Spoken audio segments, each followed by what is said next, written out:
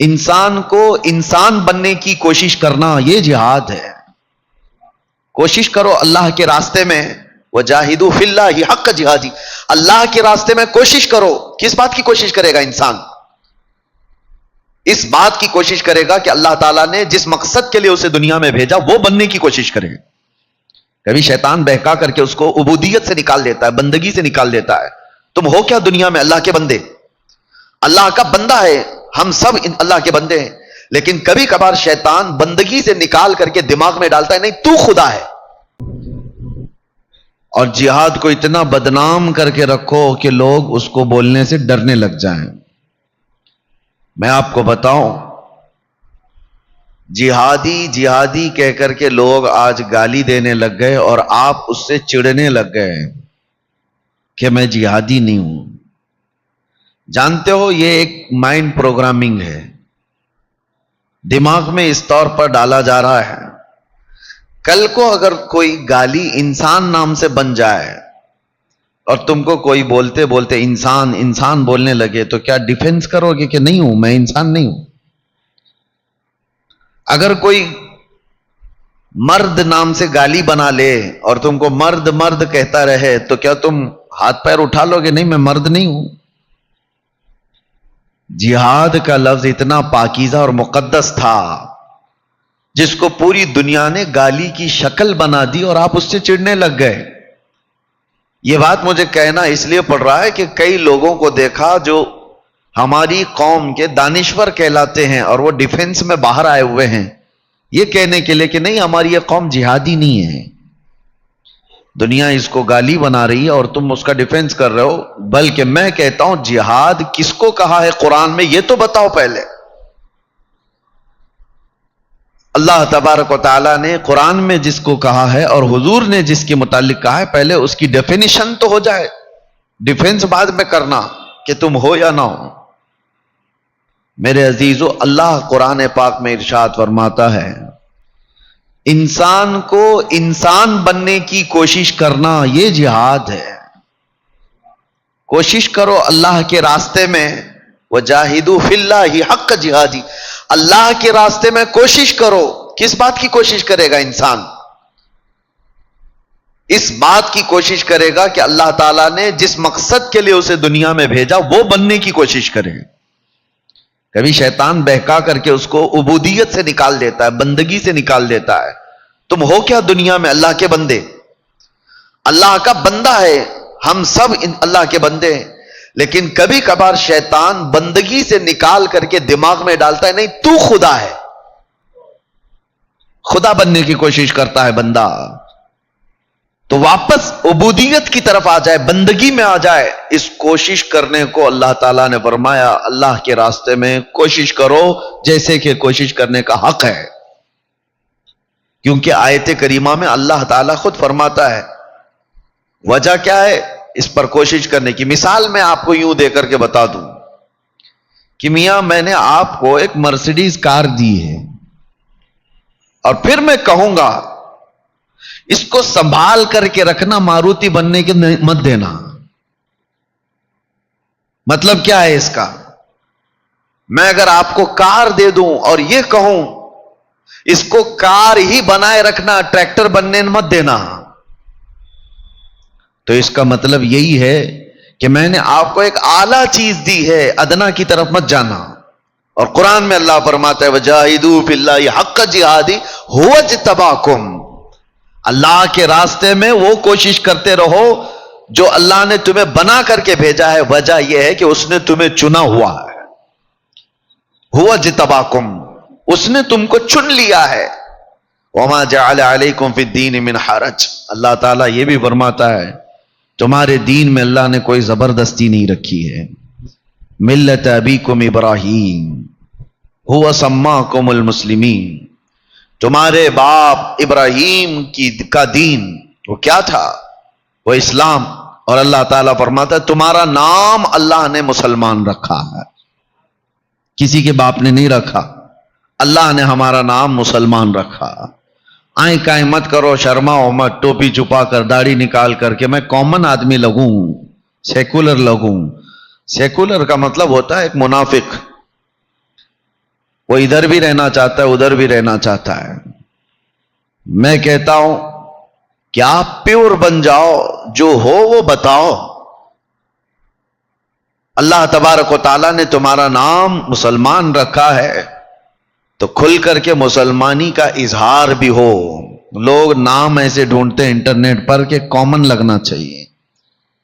کہ ایسا کچھ نام بتائیے جو سب میں چل سکتا ہو. میرے عزیزو, ایک شخص حضور کی بارگاہ میں آئے, کہا بیٹا پیدا ہوا, آقا نام کیا رکھو؟ حضور نے فرمایا محمد رکھو. بیٹا پیدا ہوا, محمد نام رکھا. چند سالوں کے بعد آئے, دوسرا بیٹا پیدا ہوا. حضور کی بارگاہ میں عرض کیا کہ یا رسول اللہ صلی اللہ علیہ وسلم بیٹا پیدا ہوا ہے, نام کچھ آپ فرمائیں. حضور نے فرمایا محمد رکھو. پھر محمد رکھا. تیسرا بیٹا پیدا ہوا, پھر آئے حضور کی بارگاہ میں, کہا حضور نام کچھ میرے بیٹے کے لیے, تیسرا بیٹا ہوا ہے. حضور نے کہا محمد رکھو. انہوں نے کہا یا رسول اللہ پہلے بیٹے کا نام محمد ہے, دوسرے کا بھی محمد ہے, آپ نے تیسرے کا بھی بتایا. میرے آقا نے فرمایا تجھے کیا فرق پڑتا ہے, ایک گھر میں تین تین محمد ہو جائیں.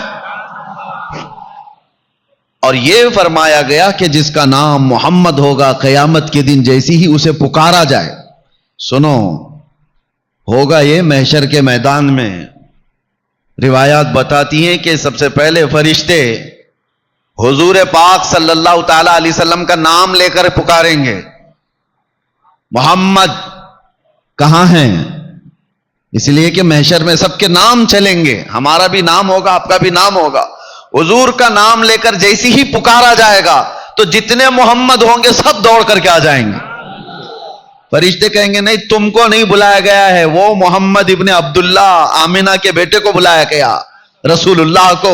رب تعالیٰ فرماتا ہے میرے نام نبی کے نام پر آئے ہیں, سب کو بخش دو, اب واپس مت کرو. ایمان کے ساتھ آئے تھے. یہ نام رکھنے کا وہ اثر ہے میرے عزیزو. یہاں لوگ چھپانے کی کوشش کر رہے ہیں, سیکولر بننے کی بات کی جا رہی ہے. آپ کو اللہ تعالیٰ نے جس دین پر رکھا ہے اس کا کھل کر کے اظہار ہو. میں ایک بات اور بھی کہتا ہوں, ہاں اظہار تو کرتے ہیں ہم, بہت زیادہ کرتے ہیں. شو شائننگ میں بہت زیادہ ہے ہماری قوم. کہاں پہ پھول برسائیں گے ہمارے اوپر, ایک ایک کنٹل پھول. کسی جلسے میں جاؤ تو ہم دیکھتے ہیں, اور کاروں کی قطار ہے. پوچھنے پر پتا چلا کہ ہم اپنی شان کا اظہار کیوں نہ کریں. شان کا اظہار یہ کچرا کر کے پھولوں کی برسات کرو, پنڈال لگاؤ, بہت بڑے بڑے کمکمے لگاؤ, جھنڈیاں لگاؤ, پھر پتہ چلتا ہے جلوس میں ساری چیزیں, اس لیے کہ اسلام کا اظہار کر رہے ہیں. ارے نادان, اسلام کا اظہار تیرے چہرے پہ ہوتا, تیرے لباس میں ہوتا. تم نے اپنے جسم پر اظہار تو نہیں کیا اور چیزوں میں اظہار کرنے کی کوشش کر رہے ہو. مسجدوں کے مینار اتنے بلند ہو گئے, اس کی داڑھی 2 انچ بھی بڑی نہیں ہوتی. مسجدوں کو کتنی اوپر تک بنا دیا گیا ہے, تم نے اپنے آپ میں اظہار کیوں نہیں کیا. میں اکثر ایک بات کہتا ہوں, تم لڑتے ہو جھگڑتے ہو روزانہ اپنی داڑھی سے, اور یہ داڑھی بھی بڑی ضدی ہے. روز صاف کرتا ہے بیچارہ, داڑھی کو بولتا ہے نہیں میں مرد نہیں ہوں. وہ صبح نکل کے آتی ہے اور پھر بولتی ہے نہیں تو مرد ہے. پھر وہ نکالتا ہے. یہ اس کا جھگڑا تو زندگی بھر چلتا رہتا ہے. وہ ساتھ چھوڑتی نہیں اور یہ رکھتا نہیں. اس کو مذاق مت لو. یہ بات اس لیے میں عرض کر رہا ہوں کہ اللہ کے نبی صلی اللہ تعالی علیہ وسلم سے محبت کرنے والا دنیا داروں کے چہروں کو کیوں اپنانے لگ گیا. حضور سے محبت کرنے والے کو ڈر کس کا ہے؟ کس کا ڈر ہے؟ دنیا کا ڈر ہے کہ تمہیں دنیا تانا دے گی. یہ کیسے چہرے ہیں؟ مجھے بات یاد آتی ہے, مولانا علی برادران 2 لوگ تھے آزادی کے موقع پر, محمد علی جوہر اور شوکت علی. ناگپور میں گیا تھا, ایک بہت بڑے مفتی ہیں, انہوں نے مجھ سے کہا تھا کہ آزادی کے موقع پر یہ دونوں مولانا لوگوں نے ایک بڑی بات کہی تھی. کہا کیا؟ کہا 15 منٹ کے لیے وہ آئے تھے اور سارے مسلمان استقبال کے لیے گئے. اس وقت بھی حالات بڑے خراب تھے, سب جگہ پر تعصب بھرا ہوا تھا, مسلمانوں کے خلاف بڑی بڑی سازشیں چل رہی تھی. اس وقت لوگوں نے پوچھا کہ آپ قائدین ہیں, کچھ بتائیں کیا کرنا چاہیے. انہوں نے کہا بہت بڑی طاقت وغیرہ جمع کرنے کی ضرورت نہیں، دو چیزیں پابندی سے کر لو، دیکھو پھر۔ کہا کیا دو چیزیں؟ کہا کہ ان کی بات میں کہہ رہا ہوں، سارے جتنے لوگ ہیں سب لوگ داڑھی رکھ لو اور سب لوگ ٹوپی پہن لو۔ کہا اس سے کیا ہوگا؟ کہا تمہیں پتہ نہیں، اللہ نے اسلامی شکل میں وہ رعب عطا فرمایا ہے، وہ رعب عطا فرمایا۔ تم ہو کروڑوں کی تعداد میں لیکن دکھتے کہیں نہیں، تم کامن بن کر کے جی رہے ہو، سیکولر بن کر کے جی رہے ہو، اپنے دین کو چھپا کر جی رہے ہو۔ اور دیکھو ہزاروں کے مجمع میں 4 سکھ بھی ہوں گے تو لگتے ہیں کہ ہاں سکھ برادری کے لوگ ہیں، کیونکہ انہوں نے اپنی شناخت کو برقرار رکھا، اپنی پہچان کو برقرار رکھا۔ وہ ہزاروں میں 4 بھی ہوں تو نظر آتے ہیں، اور تم لاکھ بھی ہو تو نظر نہیں آتے، پوچھنا پڑتا ہے نام کیا ہے تمہارا، وہاں سے بھی نہیں سمجھ میں آتا، اس نے راجو نام بتا دیا، وہ ادھر بھی ہے ادھر بھی ہے، سمجھ میں نہیں آیا تو باپ کا نام پوچھنا پڑتا ہے، باپ کا نام کیا ہے، اس نے ببلو بتا دیا۔ راجو سے بھی نہیں سمجھ میں آیا، ببلو سے بھی نہیں سمجھ میں آیا، ادھر کا ہے کہ ادھر کا ہے، دادا تک جانا پڑتا ہے۔ کیا یہ ہماری پہچان ہے؟ اللہ کے رسول صلی اللہ تعالی علیہ وسلم نے جن صحابہ کو اپنے معاشرے میں رکھا، اللہ اکبر، ان کی پہچان کیا تھی؟ ایک رومی بادشاہ نے حضور صلی اللہ تعالی علیہ وسلم کے ایک سفیر کا کیسا استقبال کیا تھا۔ ایک صحابی روم گئے ہوئے ہیں اور وہاں کے بادشاہ سے ملاقات ہے، حضور کا ترجمان بن کر کے گئے، ایمبیسڈر بن کر کے گئے، روم یا دوسرا بیزنٹین کا کسی علاقے کی بات ہے۔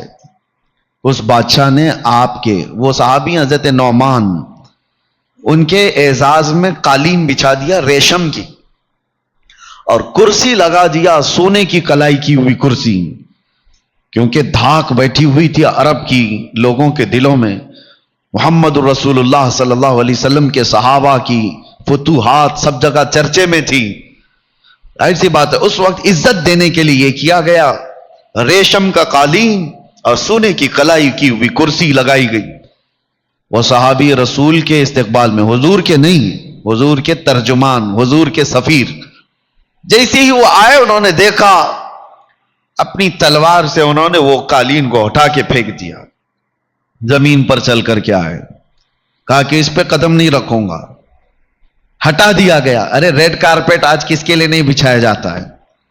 اس زمانے میں ریشم کا قالین کا مطلب ہوتا ہے سب سے مہنگی قالین ان کے لیے بچھائی گئی۔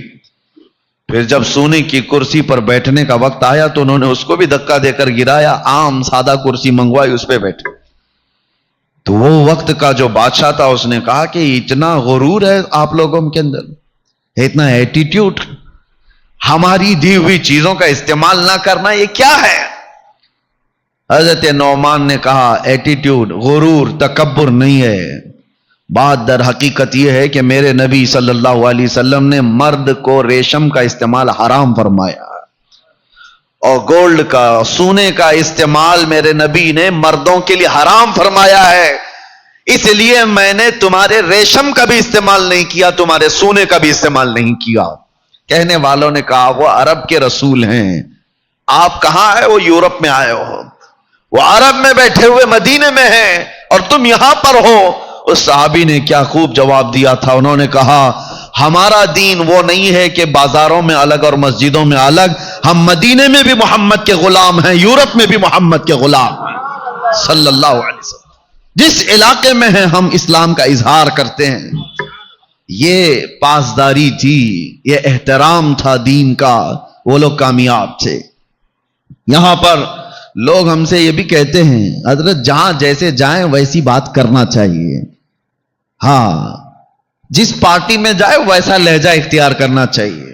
دیکھو ان سب کا ماحول وہی ہے، سب کا ماحول وہی بنتا چلا گیا۔ ان سے جب بات کرتے ہیں تو سیکولر بات کرنا چاہیے، ادھر آئیں تو ایسا لگتا ہے اس سے کٹر کوئی ہے ہی نہیں، منافقت ہے۔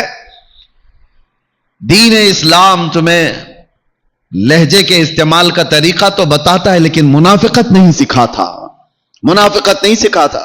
اللہ نے تمہیں اس روئے زمین پر چنا ہے تو پیوریٹی کے ساتھ جیو، جو शनाख्त मेरे नबी ने तुम्हें दिया, इससे बेहतर आइडेंटिटी कोई हो ही नहीं सकती, कोई नहीं हो सकती। सरकार मुफ्ती आजम हिंद रहमतुल्लाह ताला अलैह के जमाने में एक वक्त ऐसा आया कि आप सुन्नत तरीके से खाना खा रहे थे, तो आपके मुरीद और खलीफा ने कहा कि हुजूर, जमाना बहुत तरक्की कर चुका, आप चाकू चम्मच से खाने का वक्त आ गया है, कांटे और चम्मच से लोग खाते हैं, इस तरह से खाने का तरीका आ गया है, तो क्या हम अपने आप को बदल नहीं सकते?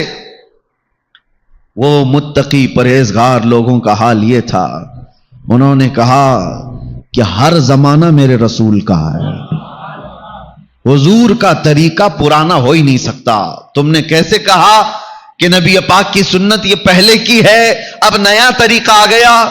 सरकार मुफ्ती आजम कहते हैं, अल्लाह ने मेरे नबी को कयामत तक का रसूल बनाकर भेजा है, हर जमाना रसूल का है, उनकी सुन्नतें कभी पुरानी नहीं हो सकती। ये तो आज के लोग हैं जिन्होंने हुजूर सल्लल्लाहु ताला अलैहि वसल्लम के तरीकों को ये समझा। फिर मैं ये पूछता हूं, अगर हुजूर की सुन्नतें पुरानी हैं तो हमें देखने को लोग क्यों तड़पते रहते हैं? हम कौन सी दुनियादारों के तरीके पर अब चल रहे हैं? हम आज के दौर में चाहे तुम्हारा जितना भी फैशन हो, हमने देखा है हुजूर पाक सल्लल्लाहु ताला अलैहि वसल्लम की सुन्नत का अगर अमामा पहन ले तो लोगों की निगाहें उठ करके इज्जत से देखती। ये हर जमाना हुजूर पाक सल्लल्लाहु ताला अलैहि वसल्लम का है। इसीलिए मेरे अजीजों, कुरान में अल्लाह ताला ने जो फरमाया उसकी तरफ आओ, वह जाहिदू फिल्लाहि हक्का जिहादी। अल्लाह ने तुम्हें जिस मकसद के लिए दुनिया में भेजा उसी मकसद पर काम कारबंद रहो, उसकी कोशिश करते रहो, कहीं शैतान तुम्हें दूसरी तरफ ना खींच ले, दूसरी तरफ अपनी तरफ आमादा ना कर ले। और एक जगह रब ताला फरमाता है, अश-शैतानु यईदुकुमुल फक्र व यअमुरुकुम बिल फहशा। शैतान तुमको मोहताजी की तरफ बुलाता है और बेहयाई की दावत देता है। आज का दौर वही है। मैं अक्सर अपनी तकरीरों में एक बात ये कह रहा हूं, आज दुनिया के काले करतूत जो एप्स्टीन फाइल में खुले जा रहे हैं, दुनिया देखकर तमाशा कर रही है, सारे लोगों की नजरें, ये क्या है एप्स्टीन फाइल? अमेरिका के किसी बीच के अंदर होने वाले निहायत ही काले करतूत के औराक को ले जा रहे हैं, और उसमें छोटे लोग नहीं, बहुत बड़े बड़े लोग हैं। और हर दिन लोग एक्साइटेड है, इंतजार कर रहे हैं कि अब किसका आएगा, कौन से प्राइम मिनिस्टर का कच्चा चट्टा खुलने वाला है, कौन से प्रेसिडेंट का। ये सब एक हमाम में नंगे हैं और इनकी फाइलें खोली जा रही हैं। ये ब्लेम नहीं है, इल्जामात नहीं है, रियलिटी है जो लोगों के सामने दिखाई जा रही है। ये सब अपनी जगह पर। लोग आज चर्चा कर रहे हैं कि देखो उस मुल्क का बादशाह भी इसमें है एप्स्टीन फाइल में, अरे हमारे मुल्क का खिलौना भी उसके अंदर है। सब लोग हैं और सब इसको मजाक में लेते जा रहे हैं। और कभी ये नहीं सोच रहा कोई बंदा कि इतने पावरफुल लोगों के काले करतूत आखिर खोल कौन रहा है? कौन है वो जो उनसे भी ज्यादा ताकत वाला है? एक बात मैं आपको बताऊं, ये वो ताकतें हैं जिनके हाथ में डिपार्टमेंट के महकमे से लेकर के जुडिशरी तक के गले हाथ में मौजूद हैं। वो जैसे चाहें अपने अहकाम नाफिज कर चाहते हैं। तो देखा आपने, अरे पूरे के पूरे इलेक्शन खा जाएं, वैसे लोग, ताकतवर लोग अपने गंदे और काले करतूत को आखिर क्यों खोल रहे हैं और खोलने कैसे दे रहे हैं? इनके पास तो ताकत है, इनके पास तो पावर है। जो भी इनके काले करतूत खोलेगा उसको तो ये पकड़ लेंगे, गला दबा देंगे, खत्म कर डालेंगे। लेकिन एक बात मैं आपको बताऊं, ये कोई और नहीं खोल रहा है, ये खुद वही लोग खोल रहे हैं। हां, कोई और ताकत नहीं है। अमेरिका का सदर जो इतना पावरफुल माना जाता हो, पूरी दुनिया में उसकी ताकत के चर्चे होते हो, उसके सामने किसी चीज को रोकने की हर चीजें मौजूद हैं। पेट्रोट मिसाइल का बादशाह, पूरे न्यूक्लियर का बादशाह, जिस मुल्क को चाहे आंख दिखाए, जिस मुल्क को चाहे तबाह और बर्बाद कर डाले। کوئی روکنے والا نہیں، بڑی بڑی طاقتیں اس کا ہاتھ پکڑنے کی تیار نہیں، وہ اپنے گندے کرتوت کو روک کیسے نہیں سکتا؟ روکے گا کیوں نہیں؟ اس کے پاس ساری طاقتیں موجود ہیں، لیکن ایک بات کی طرف میں آپ کو اشارہ کر رہا ہوں، یہ فائلیں کوئی اور نہیں کھول رہا، وہ کالے کرتوت کرنے والے یہ سارے طاقتور خود ہی کھولے جا رہے ہیں۔ وجہ کیا ہے؟